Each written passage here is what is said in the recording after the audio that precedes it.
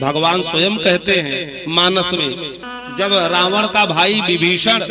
समुद्र के उस पार से इस पार आया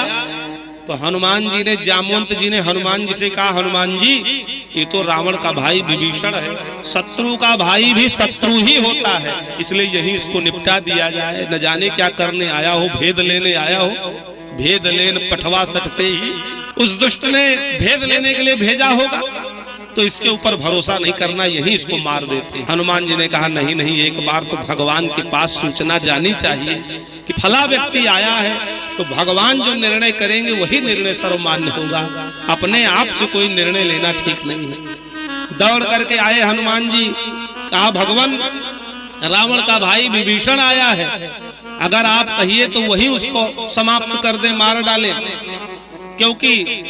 न जाने किस विचार से आया है, न जाने किस भावना से आया है, भेद लेने आया है, तो उसको शरण देना न्यायोचित नहीं है, आप आज्ञा दीजिए बस। हनुमान जी से राम जी ने कहा, हनुमान तुम तो जानते हो कि मैं भगवान हूँ, ऐश्वर्यवान हूँ, अगर वो शरण में आया है तब तो स्वागत है, अगर वो भेद लेने आया है तब भी वो मेरा कुछ नहीं कर सकता, अगर भेद लेने के लिए आया है, मुझको परास्त करने की विचार से आया है, तब भी वो मेरा बाल बाका नहीं कर सकता, मेरा कुछ नहीं कर सकता, और शरण में आया है तो स्वागत है, इसलिए एक बार उसको मेरी शरण में ले आओ, मैं देखूं तो किस भावना किस विचार को लेकर के वो लंका से मेरी शरण में आया है। तो जामवंत जी और हनुमान जी आगे करके विभीषण को लेकर के आए। दूर से ही विभीषण ने भगवान राम जी को देखा कि पत्थर की शिला पर बैठे हैं, धनुष्मान सुशोभित है, मस्तक पर चंदन, जटाओं का मुकुट। दौड़ करके भगवान के चरणों में गिर गए। भगवान ने भी विलंब नहीं किया, तुरंत उठ करके हृदय से लगा लिया और तुरंत मिट्टी उठाई। जो संपत्ति रावण ने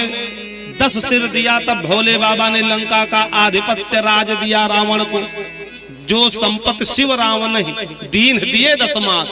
शिर देने के बाद में, दान करने के बाद में भोले बाबा प्रसन्न होकर के लंका का राजा बना दिया रावण को। वही संपत्ति भगवान रामचंद्र जी ने सकुचाते हुए विभीषण को देते हुए सकुचा रहे कि ये भी कम है, तिलक कर दिया, राजा बना दिया, ये भी कम है,